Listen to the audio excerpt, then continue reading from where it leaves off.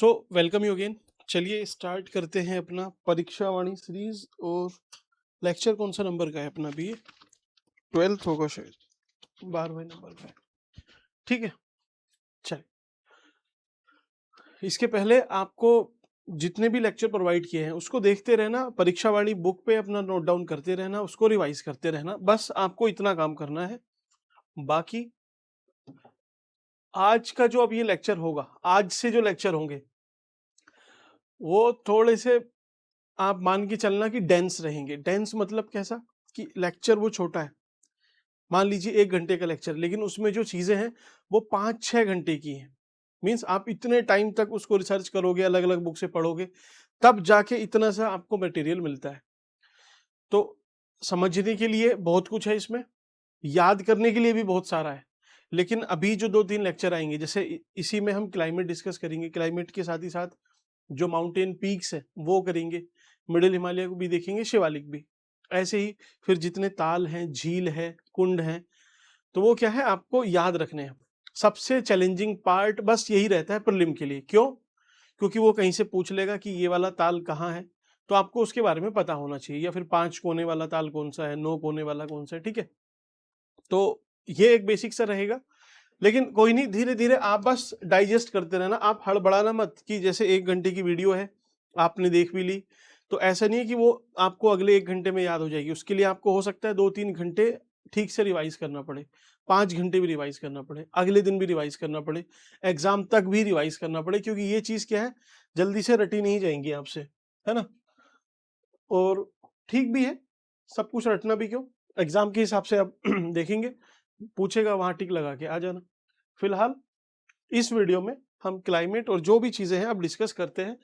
आराम से आप एक पानी की बोतल रख के बैठ जाओ, और बैठने के बाद जो बुक है उसको अपने सामने खोल के रखना। पीडीएफ है तो पीडीएफ को ओपन करके रखो, जितना यहाँ पे समझाया जाए समझो, पढ़ो, फिर दोबारा वीडियो देखो, और कंटिन्यूस प्रोसेस में आपको जितना भी टाइम लगे आराम से एक साथ टाइम देना। ऐसे नहीं कि आप उठ के चले गए कुछ भी, बीच बीच में पानी पी लेना, बाकी जो भी है। चलिए होने दीजिए इसको इम्पोर्ट। अभी समझ तो आपको आ ही रहा होगा, तब तक आप अपना काम कर सकते हैं। इसको लाइक डिसलाइक, अगर आपको शेयर करना है तो आप शेयर भी कर सकते हैं। बाकी आपको किसी और चीज पे भी वीडियो चाहिए तो आप तब तक वो भी कमेंट सेक्शन में लिख सकते हैं कि कोई टॉपिक है, कुछ भी चीज है आपको लग रहा है कि भाई एग्जाम के लिए जरूरी है। अब तो डेट कंफर्म भी है, अक्टूबर में आपका एग्जाम है, तो उस हिसाब से आप बता देना। ठीक है, आई कांटेक्ट मेरा नीचे रहेगा, क्योंकि एक्चुअल में जो लैपटॉप या स्क्रीन है वो नीचे है, कैमरा ऊपर है, तो ऐसे नहीं, लगभग इस तरीके से ये जाता है, क्योंकि मुझे ऐसे देखना पड़ता है खुद को, है ना, उसमें साउंड वगैरह। चलिए, एक्चुअल में क्या होता है, जैसे सामने आपकी स्क्रीन है वो लगभग कैमरे के पीछे रहती है, तो आप बार बार स्क्रीन में देखते हो तो ऐसा लगता है कि वो कैमरे में आप देख रहे हो या फिर आपको देख रहे हैं। ठीक है, वैसा सा रहता है। जितने भी न्यूज रिपोर्टर वगैरह है वो वैसे ही न्यूज पढ़ते हैं। न्यूज रिपोर्टर नहीं, वैसे न्यूज एंकर होने चाहिए, है ना। चलिए,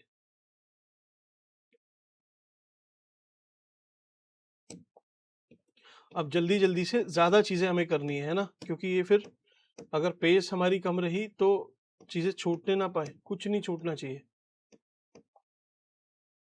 चलिए, तो अभी ये माउंटेन पीक, इसके बाद देखेंगे क्लाइमेट के बाद। पहले क्लाइमेट ही देख लेते हैं, जो कॉन्सेप्ट वाला पार्ट है पहले उसको देख लेते हैं। तो आपने देखिए इसके पहले क्या पढ़ा हुआ है वो मैं आपको बताता हूँ। आपने पढ़ा है क्या, ये पढ़ा हुआ है आपने, ये ग्रेट हिमालय है, ये मिडिल हिमालय है, ये शिवालिक है, नीचे भावर है और तराई है। ये वाली चीज पढ़ रखी है आपने। ठीक, अब इसके बाद आपको क्या करना है। देखिए, अब हम क्लाइमेट डिस्कस करने जा रहे हैं, तो मैप तो यही रहेगा उत्तराखंड का, लेकिन आपको क्लाइमेट की थोड़ी सी बेसिक अंडरस्टैंडिंग भी होनी चाहिए। क्लाइमेट भाई है क्या, है ना। जो पहली बार पढ़ रहे हैं आपको भी मैं माइंड में रखते हुए क्लाइमेट समझाता हूँ। क्लाइमेट तो हिंदी में बोलते हैं इसको जल वायु। मीन्स जल मतलब क्या है, पानी, और वायु क्या है, एयर, हवा। तो हवा में कितना जल है यही जलवायु है। भाई कहीं पे ज्यादा है तो वहां का आर्द्र हो जाएगा, कहीं पे कम है तो वो सूखा हो जाएगा, ड्राई जिसको बोलते हैं। जलवायु बेसिकली यही है।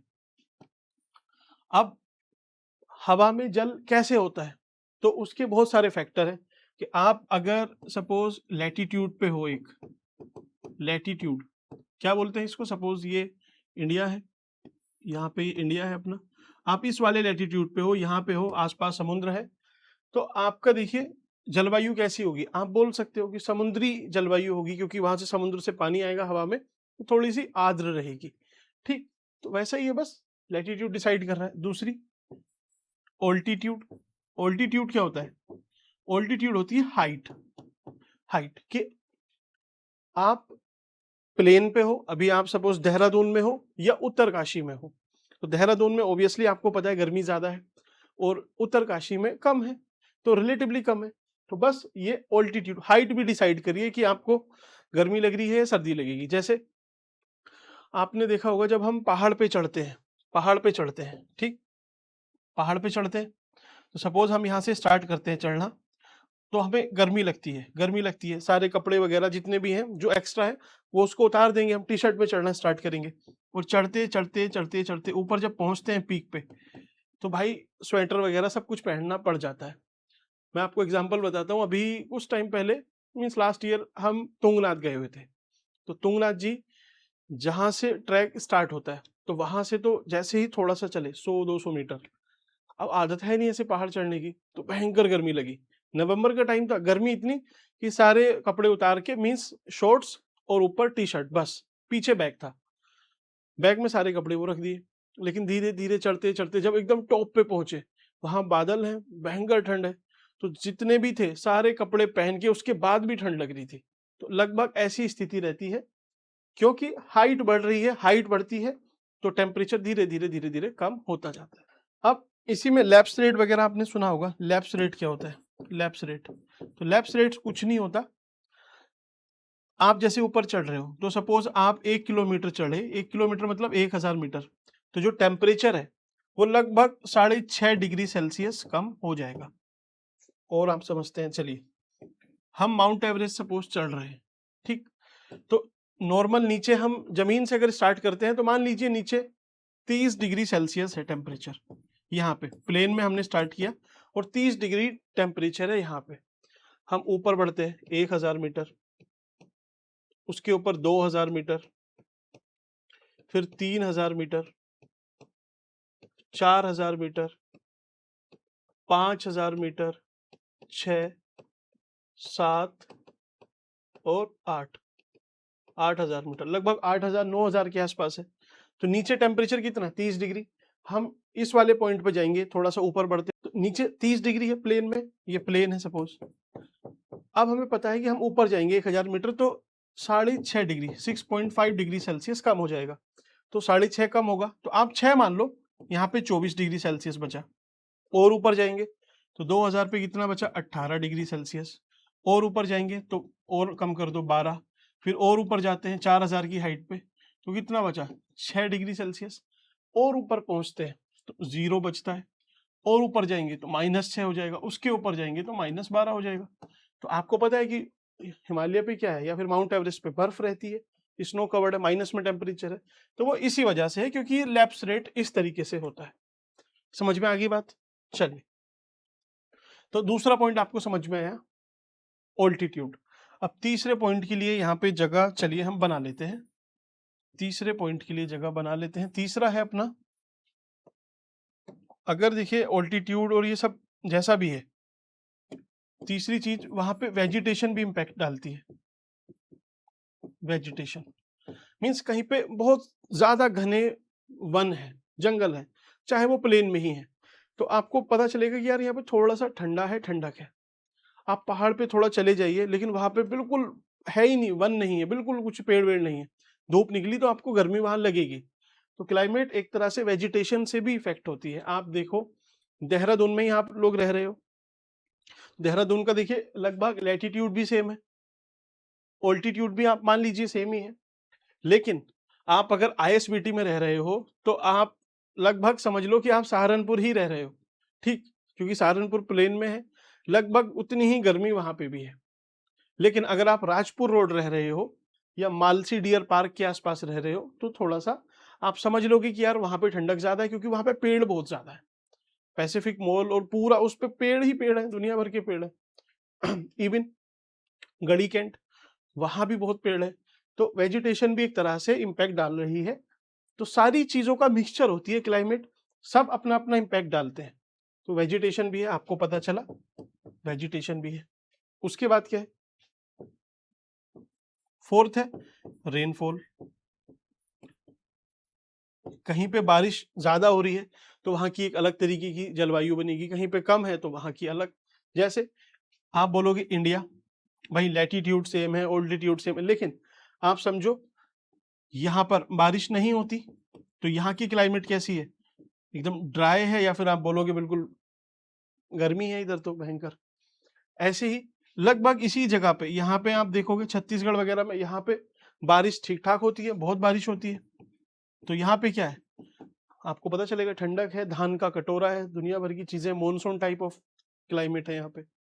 समझ में आई? तो रेनफॉल से भी इम्पैक्ट होते हैं। पांचवा, पांचवा एक आप बोल सकते हैं कॉन्टिनेंटैलिटी। चलिए कॉन्टिनेंटैलिटी छोड़ो, आप हिंदी में लिखो सीधा टेम्परेचर। टेम्परेचर से इंपैक्ट होती है ऑब्वियसली, सबसे पहले तो टेम्परेचर से इंपैक्ट होती है।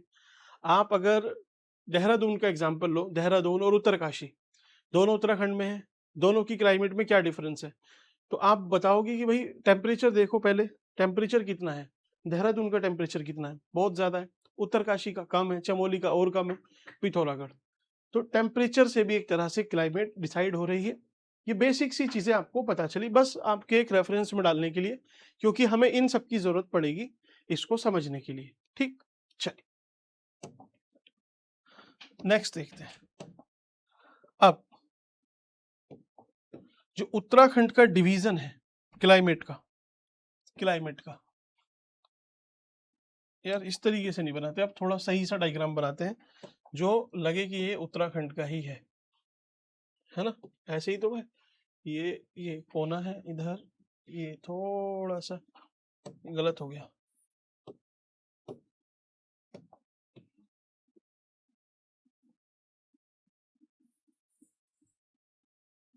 इस तरीके से ही है ना। आप ऐसे ऐसे इसको इसको इसको इसको इसको कर दो, बन जाएगा ये क्या, उत्तरकाशी, चमोली, पिथौरागढ़। ठीक है, यहाँ से भी इसको ऐसे कर दो तो पौड़ी, टिहरी, देहरादून। उस पे नहीं जाना हमें, हमें पॉलिटिकल नहीं डिस्कस करना है ना। पॉलिटिकल बाउंड्रीज फिर गड़बड़ करती हैं। क्लाइमेट की कोई पॉलिटिकल बाउंड्रीज नहीं होती। गर्मी अगर राजस्थान में है तो राजस्थान से ही सटा हुआ जो पाकिस्तान का एरिया, वहां भी गर्मी है। ऐसे थोड़ी कि इंडिया पाकिस्तान है तो गर्मी या सर्दी होगी। Climate has no boundaries. चलिए अब सबसे पहले हम देखो, आप एक्चुअल में क्या है कि दिन में रिकॉर्ड करने में सही भी बोल लीजिए, गलत भी, कॉल वगैरह आती रहती है तो वो बीच में अटेंड करनी ही पड़ती है। एनीवे चलिए, अब देखिए, आपको पता है भाबर, तराई, बांगर, खादर, वो सब तो पता है। तो भाबर में कैसा है, तराई कैसा है, बांगर, खादर, ये सब लगभग एक जैसे ही है। तो इसको हम एक बाउंड्री मान लेते हैं, और हम नहीं, इसको जो क्लाइमेटोलॉजिस्ट है वो मानते हैं। ठीक है, आप मेरे मन से मत समझना कि मुझे पता है या फिर मैं अपने हिसाब से बोल रहा हूँ। क्लाइमेटोलॉजिस्ट भी इस बाउंड्री को रिकॉग्नाइज करते हैं। अब ये जो भावर, तराई, बांगर, खादर, ये आपको क्लियर है। आपको जिले के नाम क्लियर है कि हरिद्वार आएगा, थोड़ा सा कोटद्वार आएगा, उधम सिंह नगर आएगा, थोड़ा सा नैनीताल आ जाएगा। ठीक, बस इतनी जानकारी चाहिए। अब इसको हम एक नाम देते हैं, क्या नाम है, सब ट्रॉपिकल। सब ट्रॉपिकल, सब ट्रॉपिकल को क्या बोलते हैं, उपोष्ण, उपोष्ण बोलते हैं ना हिंदी में। भाई करेक्ट कर देना मुझे, उपोष्ण, उपोष्ण। उप लग रहा है तो सब होगा, है ना। चलिए, उपोष्ण क्लियर है। और ऊपर हम जाते हैं तो हाइट बढ़ रही है, तो हाइट बाद में लिख लेंगे, पहले आप बस इसको लिखते रहो, सब ट्रॉपिकल। सब ट्रॉपिकल के बाद ये छोटी सी बेल्ट है, ज्यादा बड़ी बेल्ट नहीं है, सब ट्रॉपिकल के ऊपर है। यहां पे लिख देता हूं बीच में मैं, वार्म टेम्परेट।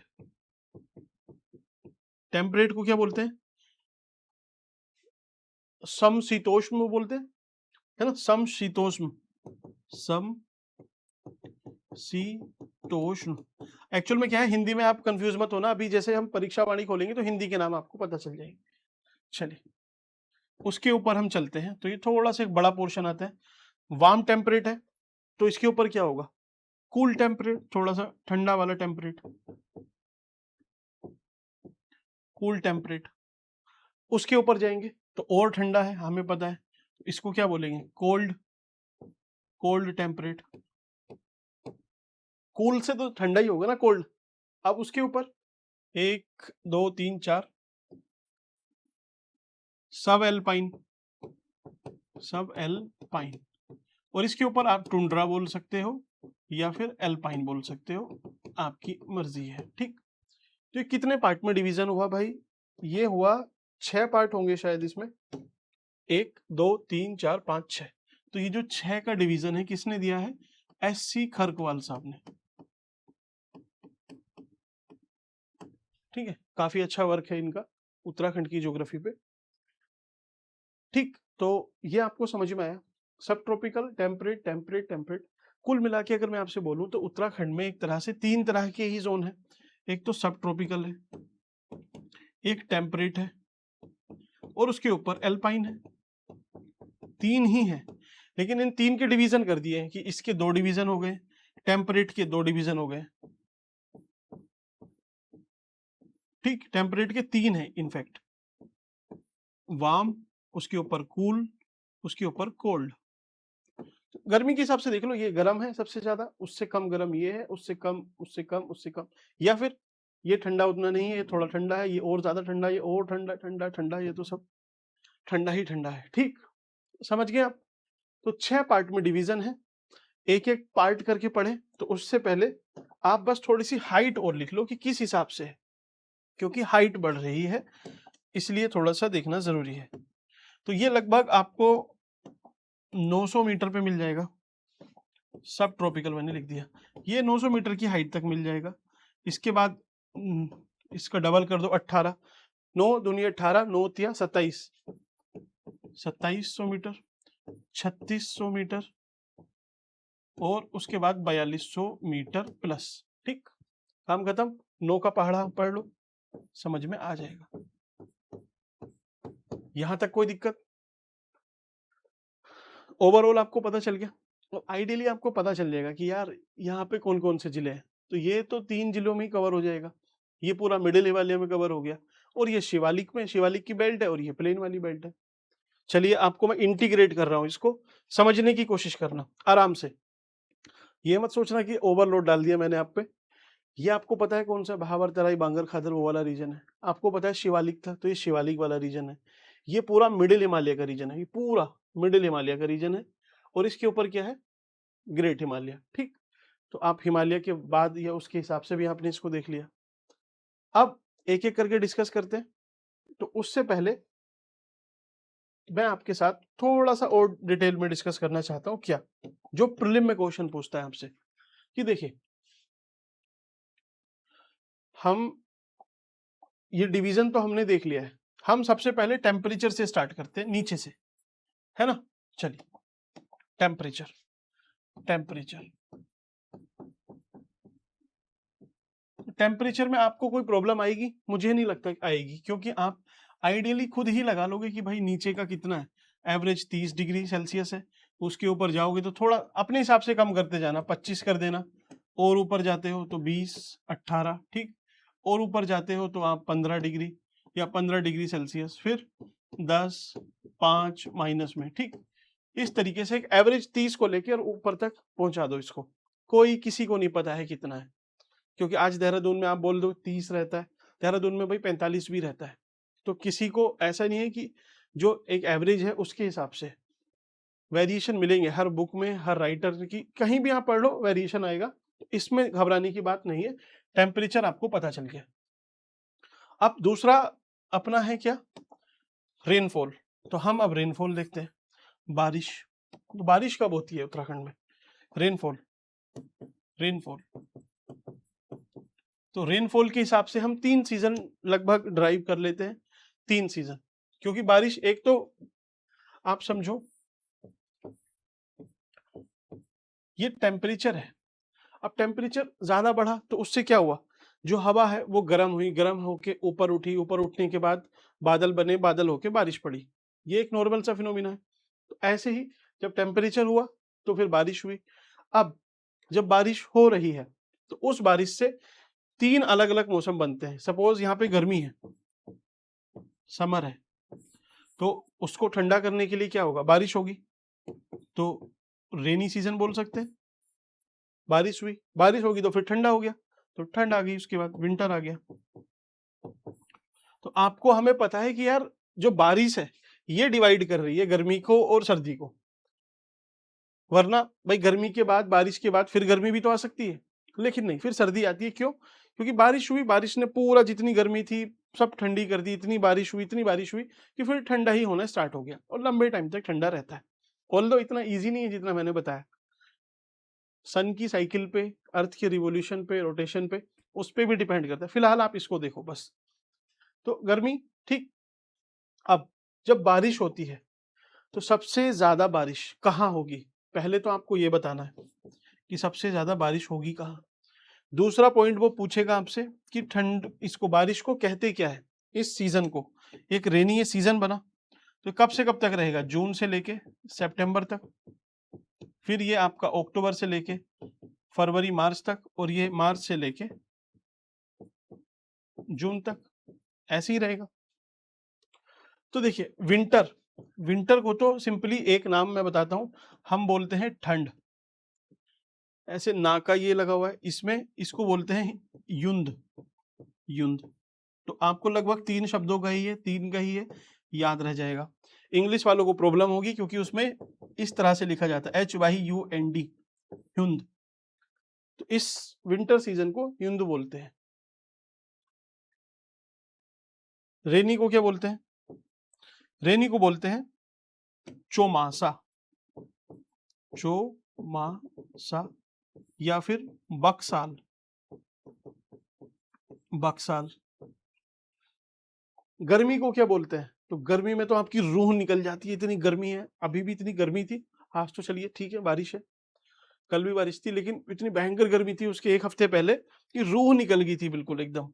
तो रूह, इसको यार इंग्लिश में लिखता हूँ फिर आप मिस्टेक पकड़ लोगे कि स्पेलिंग गलत है हिंदी में। रूहुर और रूरी, ठीक है, ये सारे नाम देते हैं इसको। तो मतलब आप रूह से याद रख लो कि रूह निकल जाएगी, इतनी गर्मी है। ऐसे ही रेनी, रेनी सीजन में क्या है, चौमासा, बकसाल, ठीक। जैसे भाई बारिश पड़ती है तो लोगों को फिर काम वाम नहीं रहता, जो एग्रीकल्चर का काम करते हैं, तो उसके बाद क्या रहता है, चौमासा बोलते ही हैं। और बकसाल की बैठ के बकवास ही हम लोग करते हैं वैसे। ठंड, युंध, समझ में आया? लेकिन इससे काम नहीं चलेगा। आप बताइए समर सीजन में, मैं आपका एक जीके का टेस्ट कर रहा हूं या अंडरस्टैंडिंग का। समर में टेम्परेचर कहाँ होगा ज्यादा, प्लेन में या पहाड़ पे? आप बता दोगे कि भाई पहाड़ पे होगा, ठीक है, पहाड़ पे होगा, पहाड़ पे होगा। नहीं भाई, टेम्परेचर ज्यादा प्लेन में होगा, ठीक है। तो हाँ में हाँ नहीं मिलाना है, थोड़ा सा दिमाग भी लगाना है। प्लेन में टेम्परेचर ज्यादा है, ऊपर कम है, तो आपको पता है। अब यहीं से एक कीवर्ड निकल के आता है, वो है टेम्परेचर डिफरेंस, ठीक। ताप अंतर जिसको बोलते हैं, टेम्परेचर में अंतर। तो मान लीजिए आप चमोली में 1 डिग्री सेल्सियस है ना, और देहरादून में 35 डिग्री सेल्सियस है, तो कितना अंतर आया, लगभग 34 डिग्री सेल्सियस का। तो टेम्परेचर डिफरेंस कितना हुआ, 34 डिग्री सेल्सियस। दैट मीन्स कि जो टेम्परेचर डिफरेंस है वो गर्मी में ज्यादा है। सर्दी में कैसा होगा, तो सर्दी में आप समझो भाई पहाड़ पे माइनस में आप बोल दीजिए 10 डिग्री होगा, लेकिन देहरादून में भी कितना होगा, मुश्किल से मुश्किल 15 डिग्री ही होगा। तो 15 और -10 का डिफरेंस कितना आएगा, 25। तो 25 डिग्री सेल्सियस का अंतर है। तो फिर भी विंटर में है लेकिन कम है as compare to summer. Rainy season में तो सबसे ही कम होगा, क्योंकि बारिश पड़ रही है, ऊपर भी बारिश पड़ रही है, नीचे भी, ऊपर भी लगभग मान लीजिए कि 1 डिग्री सेल्सियस है, नीचे भी आप 20 डिग्री के आसपास बोल सकते हैं, तो 19 का आएगा अंतर। तो टेम्परेचर डिफरेंस यहाँ पे कम रहेगा। इतनी बात आपको समझ में आई, होपफुली आ गई होगी। यही प्रीलिम के क्वेश्चन है। एक क्वेश्चन बस यहाँ से और बनता है, वो है आपसे कहाँ पे बारिश ज्यादा होती है। बारिश के लिए थोड़ा सा चलिए मैप हम ड्रॉ कर लेते हैं, किस हिसाब से करें, साउथ वर्ड। चलिए ग्रेट हिमालय इधर से करते हैं, ये ग्रेट हिमालय है, ठीक। इसके नीचे हम उतरते हैं, गड्ढा है, मिडिल हिमालय है, ठीक। इसके नीचे उतरते हैं, शिवालिक है। फिर नीचे उतरते हैं तो ये प्लेन वाला एरिया आ जाता है, भावर तराई वाला। समझ में आ गया। अब मैं इसके शब्द लिख रहा हूं। मैनाक पर्वत, आपको अब सोचना है कि भाई मैनाक क्या है, ठीक। दूसरा हिमाचल, अब ये आपको समझ में नहीं आएगा अगर आपने पिछले लेक्चर नहीं देखे हैं तो, ठीक है। हिमाचल किसको बोलते हैं, और हिमाद्री, ठीक। कोई प्रॉब्लम नहीं यहां तक आपको, पर्वत है सभी। आज हम पढ़ेंगे सारे पर्वत, आपको मैं करा दूंगा, बस याद करने में भाई बहुत दिक्कत होगी। असल में क्या है, एक बुक आती है जो उन्होंने माउंटेनियरिंग एक्टिविटीज भी की हुई है काफी, नाम मैं बोल रहा हूं। उसमें कम से कम मुझे 7 से 8 घंटे लगे हैं एक एक माउंटेन निकाल के लाने के लिए। आसान काम चैट जीपीटी भी कर देता है, लेकिन उसमें क्या है ना, मिस्टेक बहुत है। पता चला मैंने कहीं और आपको टिक लगवा दिया उसमें, ठीक। चलिए मैनाक, हिमाचल, हिमाद्री समझ में आया। अब आप देखो, जब बारिश होगी तो बारिश में जो बादल आएंगे तो वो सपोज इधर से आ रहे हैं। अब ये डायरेक्शन मत आप लगा लेना कि वेस्ट से आ रहे हैं, वेस्ट से नहीं, शिवालिक पे टकरा रहे हैं, आपको इतना पता है, यहाँ पे टकराए बादल तो बारिश इधर ही होगी ज्यादा, या फिर शिवालिक के आसपास वाले रीजन में। और जब टकराएंगे आएंगे बादल तो आवाज भी करते हैं, तो जब आवाज करते हैं तूफान आता है, उसको बोलते हैं ओडाल। ओडाल, ओडाल ही बोलते हैं ना। तो भयंकर बारिश होगी कहाँ, शिवालिक और उसके आसपास के रीजन में। जैसे अब आपसे पूछेगा, आप खुद बताइए कि सबसे ज्यादा बारिश उत्तराखंड में कहाँ होती है। तो पहला बिल्कुल पॉइंट का डिफरेंस है, तो सबसे ज्यादा होती है Rajpur road. Rajpur road 318.5 degree, degree नहीं यार ये सेंटीमीटर है, ठीक है। 318, इसको ऊपर लिखूं क्या, आपको याद नहीं रहे कभी। चलिए ये बारिश कहाँ होगी सबसे ज्यादा, तो बारिश हो रही है number 1 Rajpur road. Rajpur road आप गए हैं, नहीं गए तो जो देहरादून में है भाई, बारिश का टाइम है, एक बार चले जाओ, है ना, अच्छा लगेगा। चलिए सेंटीमीटर। दूसरे नंबर पे कहाँ होती है सबसे ज्यादा, तो नरेंद्र नगर। नरेंद्र नगर, नरेंद्र नगर कहाँ है, आप ऋषिकेश जाओगे, ऋषिकेश से 7-8 किलोमीटर ऊपर, जहां पे आपकी पुलिस की ट्रेनिंग का कैंप लगता है, वहां पे कितनी होती है, 318। तो बस पॉइंट का ही अंतर है, ठीक। उसके बाद जो भी है वो जरूरी नहीं, वे शुरू वाले आपको याद रखने। और पूछेगा भी ना तो आप बस लॉजिक लगाना कि भाई वो कुछ भी पूछ ले, तो फिर हम कैसे डील करेंगे। तो आप भाई देखो, शिवालिक वाला रीजन, ये उसके आसपास, यहाँ पे बारिश आपको मान के चलनी है कि शिवालिक का रीजन कहाँ है, तो पता चलेगा कोटद्वार, थोड़ा ऋषिकेश, देहरादून, और ये वाला रीजन है हल्द्वानी वाला, तो उसके आसपास ही कहीं बारिश ज्यादा है। थोड़ा ऊपर होगी, थोड़ा नीचे होगी। आपसे पूछेगा कि ऊपर चमोली में, ऊपर गैरसैंण के ऊपर ज्यादा बारिश है क्या, नहीं है बारिश। आप कॉमन सेंस भी लगाना, ठीक है। क्योंकि ये जो बादल हैं ये उठे तो इसमें से ऐसे थोड़ी सारे बरस जाएंगे, ये और ऊपर जाते हैं थोड़े बहुत, ठीक है, थोड़े ही जाएंगे, ज्यादा नहीं जाएंगे। ये थोड़े बहुत ऊपर गए तो ये बारिश करेंगे लेकिन कम, और ऊपर तो ये जा ही नहीं पाएंगे, थक जाएंगे, है ना, ऊपर तक कहाँ पहुंच पाएंगे। तो बारिश बहुत ऊपर तक मुश्किल से पहुंच पाते हैं, थोड़ी बहुत ही बारिश हल्की फुल्की हो पाती है, ठीक है। अगर ये पहुंच गए तो फिर भाई बादल फटना तय है। समझ गए आप कैसे बादल कैसे फटता है। चलिए मैं आपको, ये नरेंद्र नगर पता चला, नरेंद्र नगर कहाँ है, देहरादून नहीं, ऋषिकेश से थोड़ा ऊपर, 7-8 किलोमीटर ऊपर है, शिवपुरी से। आपकी ट्रेनिंग होती है वहां पे पुलिस की। एक्चुअल में भी क्या है, मैं एक जो वहां पे ट्रेनिंग देते हैं या देते थे, चलिए मैं नाम आइडेंटिटी छोड़िए, तो बात चल रही थी, तो एक ट्रेनी है जो मेरे फ्रेंड है, वो आए हुए हैं, उनकी पोस्टिंग है पास में ही। तो मैं गया हुआ था मिलने के लिए, तो वो जो साहब थे वो बोल रहे थे कि चलिए जो आपको थ्योरी में मैंने पढ़ाया, क्योंकि जिन्होंने ट्रेनिंग दी थी वो भी साथ में ही थे, तो वो बताइए कि उसमें और जो अब आप सीख रहे हो उसमें कितना डिफरेंस है। तो वो जवाब देते हैं कि भाई ये सर उसमें तो पूरा जमीन आसमान का अंतर है, कि वहां जो पढ़ाएगा यहाँ तो बिल्कुल अलग है। तो वो बोल रहे थे कि फिर हम ये चीज पढ़ा ही क्यों रहे हैं, है ना। सिंपली जब जो चीज हम पढ़ा रहे हैं वो प्रैक्टिकल में उसका कोई इम्प्लीमेंटेशन में कुछ है ही नहीं रोल, आधा 1% भी नहीं, बिल्कुल अलग चीज चल रही है, तो हम पढ़ा क्यों रहे हैं, करिकुलम चेंज कर दे। तो पूछे थे कि आप ना एक फीडबैक वगैरह दो और राय वगैरह रखो कि किस हिसाब से क्या चेंज होना चाहिए। तो मैंने उनसे बताया, मैं वो मुझसे पूछने लगे कि आप तो अच्छा ये सब करते हो, टीचिंग वगैरह आप बताइए कि क्या करना है, ये क्या कर सकते हैं। तो मैंने उनसे बोला, मैं सर एक काम करो सबसे बढ़िया प्रैक्टिकल रहेगा क्या।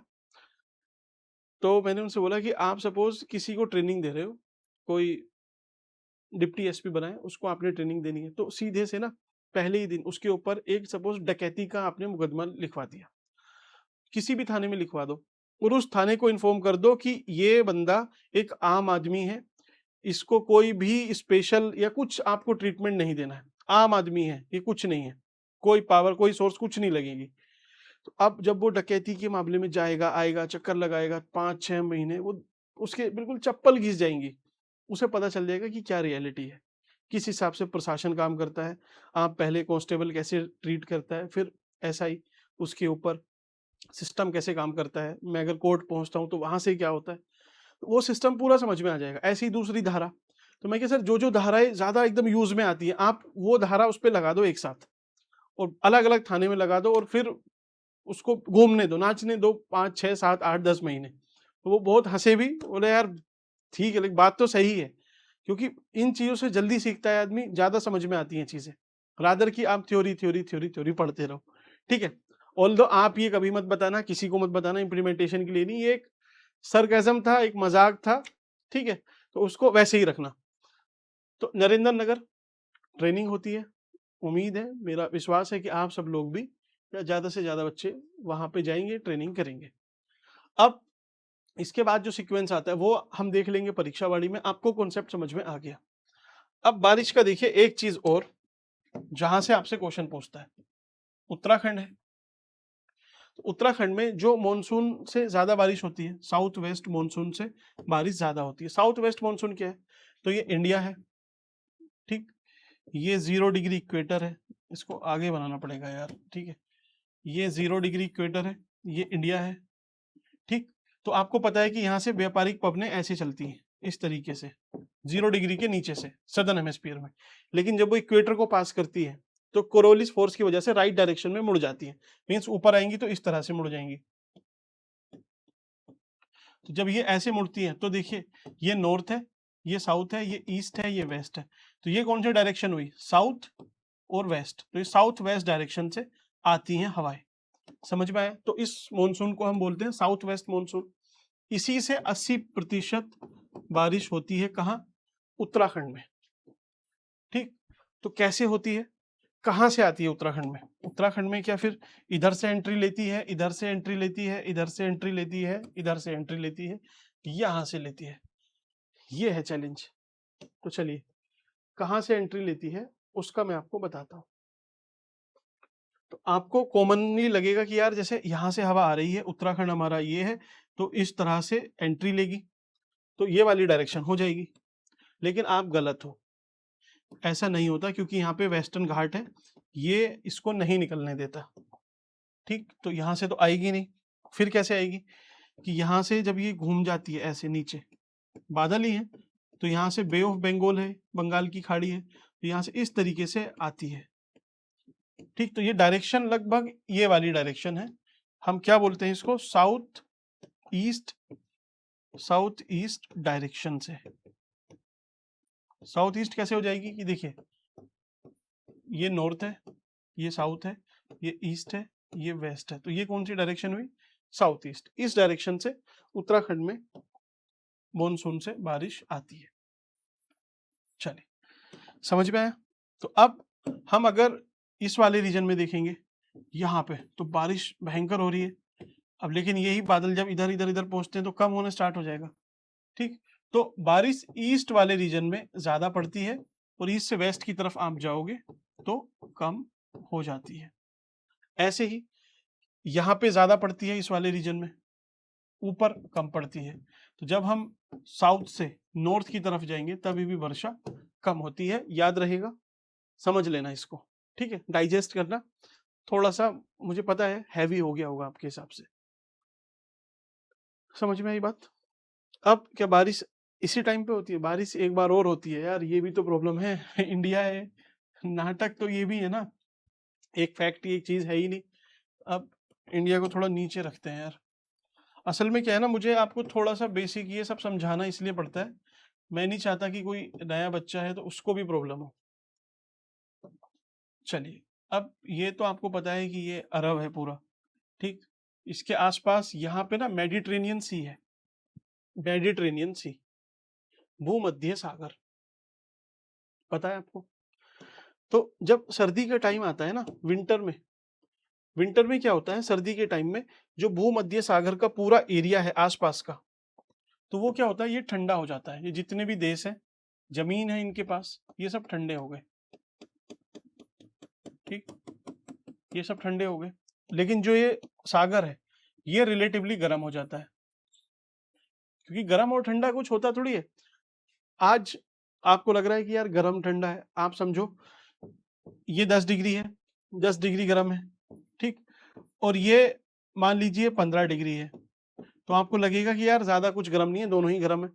अगर मैं इसका टेम्परेचर कम कर देता हूँ, इसको मैं 0 डिग्री कर देता हूँ, तो भाई ये तो उसके हिसाब से बहुत ही ज्यादा गर्म हो गया। तो बस रिलेटिव होता है सब, तुलनात्मक रूप से यहाँ पे गर्मी है। अब गर्म हवा क्या होगी, हल्की होती है, हल्की होके ऊपर उठती है, तो वो ऊपर उठेगी, ऊपर उठती है। ऊपर क्या है, यहाँ से हवाएं चल रही होती है, तो वो हवाएं इस पानी को उठा के ले आती हैं कहाँ, पाकिस्तान होते हुए इंडिया की साइड, पाकिस्तान, ईरान, पाकिस्तान इधर होते हुए यहाँ ले आती है। अब होगा क्या, यहाँ पे अपना हिमालय है, ठीक, ये हिमालय से जैसे टकराएंगी तो ये इधर ही बारिश कर देती है। जब आप दिसंबर में, जनवरी में जब बर्फबारी होती है, स्नोफॉल होती है, स्नोफॉल, तो वो कब होती है और क्यों होती है, तो वेस्टर्न डिस्टरबेंस की वजह से होती है। आपकी जनवरी, जनवरी में हो सकती है, दिसंबर में भी हो सकती है, फेब में भी हो सकती है, ठीक, कभी भी हो सकती है। आज तो क्लाइमेट चेंज है, मार्च में भी हो सकती है, ठीक। तो कहाँ होगी, उत्तराखंड ये है, तो ऊपर से लेके नीचे तक चलेगा सिस्टम। तो इस हिसाब से यहाँ पे बारिश होती है। आपको समझ में आ गया कब होती है, विंटर में होती है, कैसे होती है। तो चलिए, हम टॉपिक से भटके नहीं है, ये जरूरी था आपको समझाना। तो अब आप क्रक्स देखना कि टेम्परेचर हमने देख लिया, रेनफॉल देख लिया है, अब देखते हैं वेजिटेशन। वेजिटेशन क्या होती है ना, ये जरूरी है। क्या हुआ, ब्राइटनेस कम होगी क्या? चलिए, वेजिटेशन, तो वेजिटेशन देख लेते हैं, क्योंकि ऐसा नहीं है कि आप, चलिए, वेजिटेशन समझने से पहले आपको लगता होगा कि यार ये जो ओक है, बांज है, नहीं बांज ओक, हाँ ठीक है, अलग है। ऐसे ही आपका रोडेंड्रॉन्स है, चीड़ है, और ये जितने पेड़ हैं ये कैसे मिलते हैं। तो मैं आपको पहले वो चीज बताता हूँ, देखो, आप ना इसमें कंफ्यूज मत करना कभी भी। जैसे आप समझो ये एक प्लेन वाला रीजन है, ठीक, तो इस पे यहाँ पे एक पेड़ मिल रहा है, ठीक, मान लीजिए साल का पेड़ है। आप ऊपर जाते हो तो यहाँ पहाड़ है, पहाड़ है, तो इस पहाड़ पे मैं आपसे बोलता हूँ कि यहाँ पे बांज का पेड़ मिलता है, बांज, तो हाँ भाई सही है, बांज का पेड़ है। लेकिन जो नीचे वाला पोर्शन है यहाँ, तो यहाँ तो साल भी मिल सकता है ना, साल नहीं मिलेगा तो चलिए शीशम मिल जाएगा, शीशम नहीं मिलेगा तो कोई और जो प्लेन में पेड़ मिलता होगा वो भी यहाँ मिलने के चांसेस हैं, क्योंकि इसकी हाइट भी उतनी नहीं है, मतलब हाइट तो इसकी ज्यादा है। अभी भी बात समझ में नहीं आई होगी, मैं बताता हूँ आपको कि सपोज ये मिडिल हिमालय है, ये ग्रेटर हिमालय है, महान हिमालय है। तो अगर यहाँ पे एक पेड़ मिल रहा है चीड़ का, चीड़, ओक, ठीक, रोडेंड्रॉन्स, बुरांस, तो आप बोलोगे रोडेंड्रॉन्स तो सर ऊपर मिलता है, ग्रेट हिमालय का पेड़ है, तो भाई ग्रेट हिमालय की इस हाइट पे अगर बुरांश मिल रहा है तो लगभग इस हाइट पे बुरांश यहाँ भी तो मिल सकता है। ठीक ऐसे ही अब चीड़ का पेड़ मान लीजिए यहाँ मिलता है, तो जो ग्रेट हिमालय का लोअर साइड है वहां भी कुछ मिल सकता है। कुल मिला के मतलब पहाड़ में और पेड़ में आप ऐसे अंतर नहीं कर सकते, क्योंकि पहाड़ क्या है, कॉन्टिन्यूअस रेंज है, कॉन्टिन्यू चलता आ रहा है। तो इसमें हर तरीके के पेड़ विद एक्सेप्शन आपको मिलेंगे। हमें एक मोटा मोटा इसका ओवरव्यू लेना है, उसके हिसाब से देखना है ना। चलिए, ये उत्तराखंड का मैप फिर से सही सा बनाना पड़ेगा। इस तरीके से है आपका, ये ऐसा ही है उत्तराखंड। अब आप समझो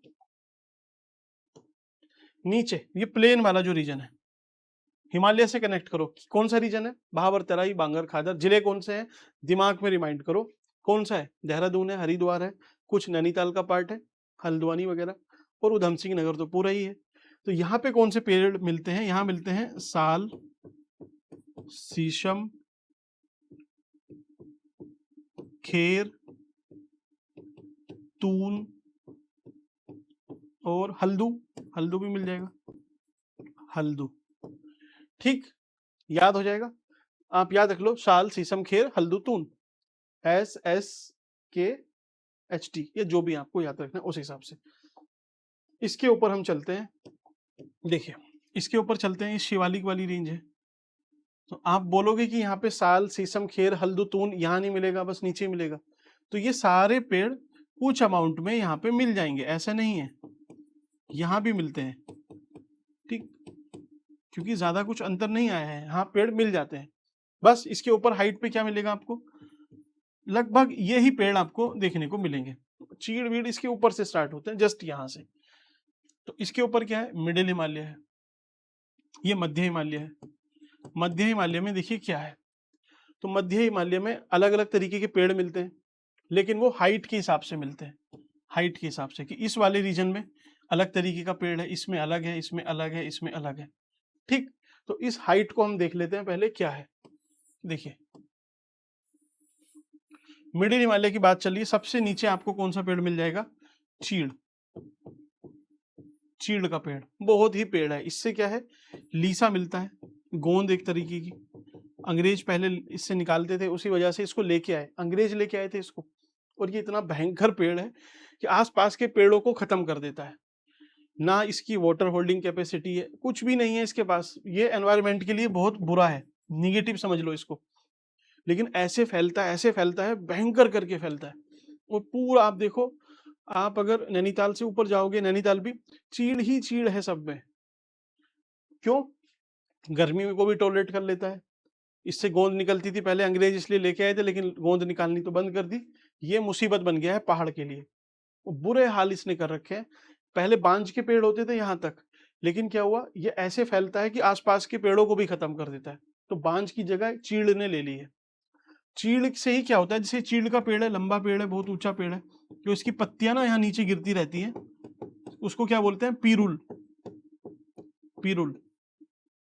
और वो इतनी इनफ्लेमेबल होती है, मतलब इतनी ज्वलनशील होती है, आप एक तिल्ली लगाओ और पूरा में आग फैल जाएगी सारे में। मैं आपको दिखाऊंगा फोटो, मैंने खुद फोटो लिए हुए हैं, और ऊपर से जला के नहीं लिए, लेकिन हाँ मैंने साइड में थोड़ा सड़क पे रख के मैंने देखा था जला के। ठीक है, अभी देखा था थोड़े टाइम पहले, तो सच में बहुत इनफ्लेमेबल है। सरकार ने इस पे स्कीम चलाई, पीरुल लाओ पैसा पाओ।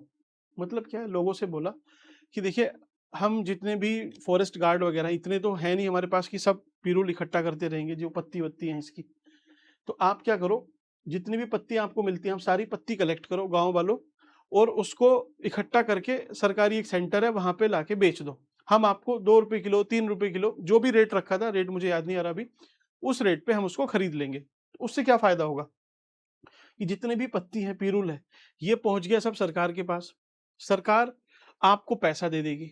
तो उससे क्या हुआ कि यहाँ पे अब ये पीरुल बचा नहीं, तो यहाँ पे कोई आग लगाएगा तो आग वो फैलेगी नहीं, जंगल की आग सारे में नहीं फैलेगी। तो उससे फॉरेस्ट जो फॉरेस्ट वाइल्ड फायर का खतरा बना रहता है, हर साल लगती भी है आग, तो वो थोड़ा सा कम हो जाता है, बचा रहता है, लोगों को भी पैसे मिल जाते हैं। फिर सरकार क्या करेगी उस पिरुल का, भाई जब इतनी उसमें आग है ही, तो सरकार उसको किसी थर्मल पावर प्लांट में कहीं और लगा के यूज कर सकती है एनर्जी के लिए। तो सरकार का भी फायदा। इससे सबका फायदा है। पीरू लाओ पैसा पाओ योजना थी, उत्तराखंड सरकार की है। फॉरेस्ट की जो वाइल्ड फायर है, जंगली आग है, उसको कंट्रोल करने के लिए जन भागीदारी के थ्रू हम इसको कर रहे थे, कर रहे हैं अभी भी। नेगेटिव पेड़ है कुल मिला के, ठीक। इसके ऊपर क्या मिलता है, इस हाइट से ऊपर आप जाओगे तो आपको मिलता है बांज, बांज ओक। ओक ना ये एक नहीं है, ये ओक की 5 वैरायटी हैं, 5 वैरायटी है ना, लिख लो इसको भी, कभी पूछ ले आपसे, ये 5 है। क्या क्या नाम है इसके, फलियात, मेरो या मारो है, मेरो है, मेरो, खरसाऊ, खरसाऊ, रियांग, रियांग, हाँ रियांग, और बांज, बांज ओक, ठीक। तो इस ओक की ये इतनी सारी वैरायटी है, इसको एनवायरनमेंट के लिए बहुत अच्छा माना जाता है। ये एक तरह से ग्रीन गोल्ड है, ग्रीन गोल्ड है। और एनवायरनमेंट में, सॉइल रिटेंशन में, वाटर कंजर्वेशन में, ग्राउंड वाटर रिचार्ज में, हर चीज में ये बेस्ट चीज है, ठीक। तो बिल्कुल ओके चीज है, जितना ये फैलेगा उतना सरकार इसको और ज्यादा प्रमोट करेगी, कर भी रही है, बहुत जरूरी है एनवायरमेंटल इकोसिस्टम के लिए। ओक से ऊपर आप पहुंचते हो तो क्या मिलता है, जब इससे ऊपर हाइट बढ़ती है आपकी तो रोडेंड्रॉन्स, बुरांस जिसको बोलते हैं, देवदार। अब क्या है ना, देवदार इधर भी मिल जाएगा, ऐसा नहीं है। देवदार ऐसा थोड़ी कि एक ही अच्छा ये मेरा एरिया है यहाँ पे एक ही पेड़ होगा, ऐसा नहीं, अलग अलग पेड़ भी मिल जाते हैं, लेकिन ये एक आइडियल क्रोनोलॉजी है। देवदार, फिर सिल्वर फर, जूनीफर, बिर्च, ठीक, ये पेड़ मिलते हैं। इसके ऊपर जाओगे तो भाई पेड़ तो अब देखिए, इसकी हाइट सबसे ज्यादा, चीड़ बहुत ऊंचा है, इसकी थोड़ी कम, इसकी और कम है, इस ये तो मेरी हाइट की जितना होगा रोडेंड्रोस, मुझसे भी छोटा है।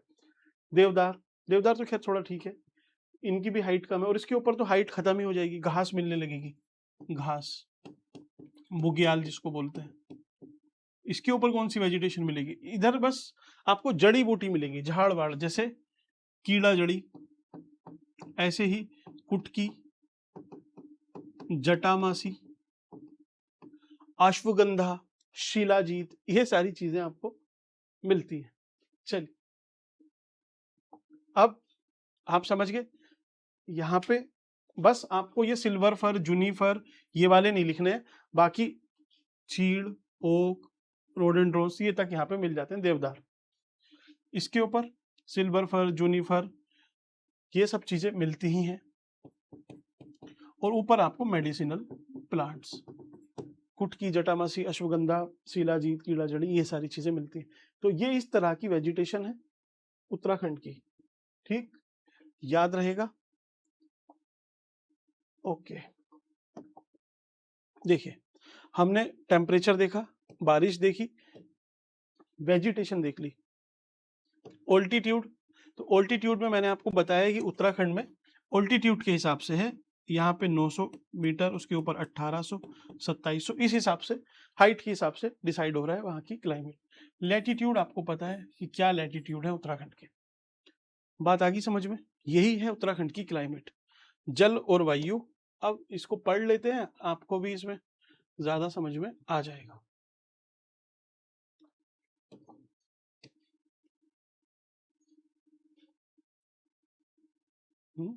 यही क्या वो,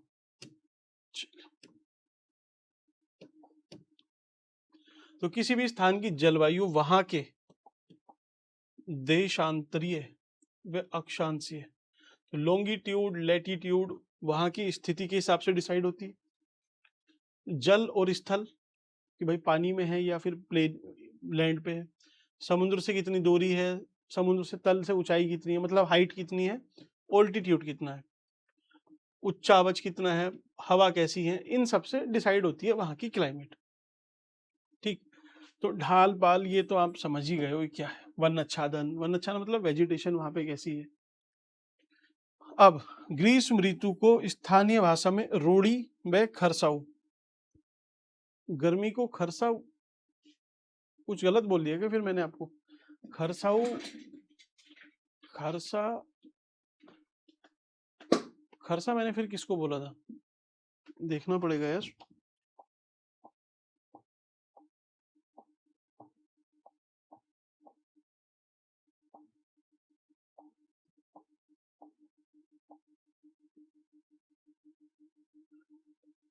खरसाऊ, बक्साल, चौमासा।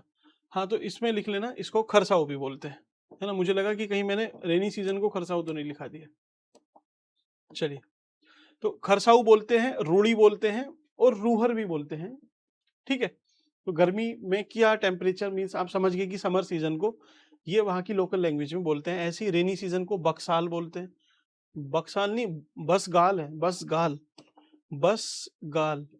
बस गाली जो होती है ना, बस गाली ही देनी है, तो बस ऐसे याद रख लो इसको, बस। और चौमासा बोलते हैं। और ठंड को क्या बोलते हैं? इस युंद, युंद बोलते हैं यार इसको, युंद, युंद। आप HYUND या फिर ये उ न द, युंद ऐसे लिख लो बस इसको, युंद। अब जब गर्मी आती है तो गर्मी मार्च से लेके जून तक चलती है, ये इन्होंने लिखा हुआ है, तो आपको समझ में आ गया। मीन्स क्या है, इसको समझना है बस। पढ़ तो मैंने आपको समझा तो दिया है, इसको पढ़ के आपको बस दिमाग में सोचना है कि अच्छा अच्छा ये बात बोल रहा है, ये बोल रहा है। मीन्स आपके रिवीजन हो रहा है एक तरीके से। तो इस दौरान निचले भागों में बहुत गर्मी और ये सब रहता है, तूफान उफान आते हैं। तूफान को क्या बोलते हैं? ओडाल। ठीक, ओडाल। मई से जून का तापमान, ठीक है, यहाँ पे ऐसी दशाएं पाई जाती हैं, चोटी हैं। ठीक है, शिवालिक में देखिए टेम्परेचर कितना है, 29 से 38 डिग्री। तो मैंने आपको 30 से लिखवाया था एवरेज, 30-35 डिग्री से आप स्टार्ट कर सकते हो। शिवालिक में गर्मी रहती है, टेम्परेचर आपसे कोई नहीं पूछेगा। ऐसे ही वर्षा, बारिश, बारिश वाला थोड़ा जरूरी है कि बारिश देखिए कैसे कैसे होती है। तो गुजरात के तट से चलने वाली दक्षिण पश्चिम मानसून राज्य में दक्षिण पूर्वी दिशा से यहाँ पे बारिश करता है। 15 जून के आसपास यहाँ पे प्रवेश कर जाता है। और इस मानसून से राज्य में कम वर्षा होती है, अधिकांश वर्षा बंगाल की खाड़ी वाले मानसून से होती है। तो ये जो बे ऑफ बंगाल वाला मैंने आपसे बोला था, यहाँ से होती है 80% जो बारिश होती है उस महीने। ठीक, बारिश, एवरेज बारिश कितनी है उत्तराखंड में? तो लगभग 150 से लेके 200 सेंटीमीटर के आसपास। तो अच्छी बारिश है, इसको अच्छा बोलते हैं। चलिए, अब सबसे कम वर्षा कहाँ होगी? तो ये बता रहे हैं सबसे कम वर्षा कहाँ होगी। तो जो एकदम हाइट पे है, आप इसको इस तरीके से देखना,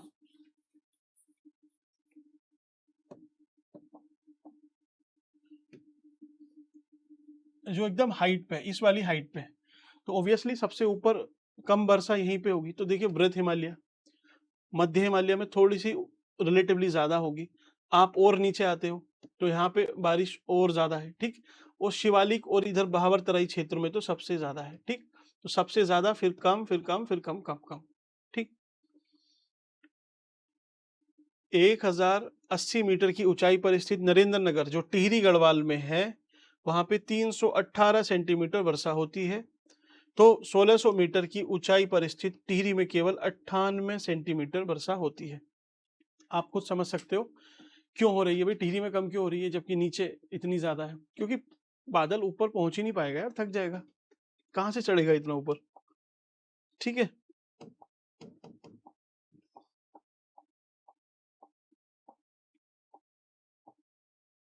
चलिए, अब इन्होंने चार्ट दिया हुआ है कि कहाँ पे कितनी वर्षा है, तो चलिए इस चार्ट को डिकोड कर लेते हैं, आपका काम हो जाएगा। इसको इधर रख लेते हैं।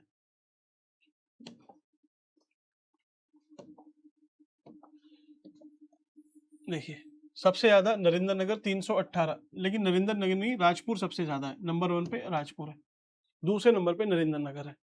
तो राजपुर कहाँ है? देखिए इधर राजपुर है, नरेंद्र नगर इधर है, टिहरी में है, ऋषिकेश के पास में है, देहरादून में। मसूरी में 242 है, यहाँ पे मसूरी है 242 है। देहरादून में कितनी है? 230 है, देहरादून यहाँ पर है। कोटद्वार में 180 है, कोटद्वार इधर है। लैंसडाउन भी कोटद्वार से थोड़ा सा ऊपर है, यहाँ भी 210 है। नैनीताल देखिए इधर है, नैनीताल।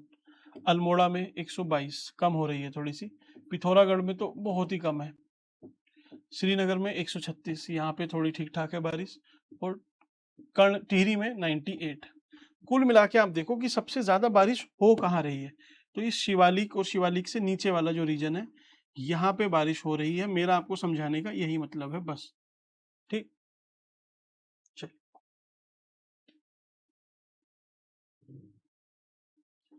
चलिए।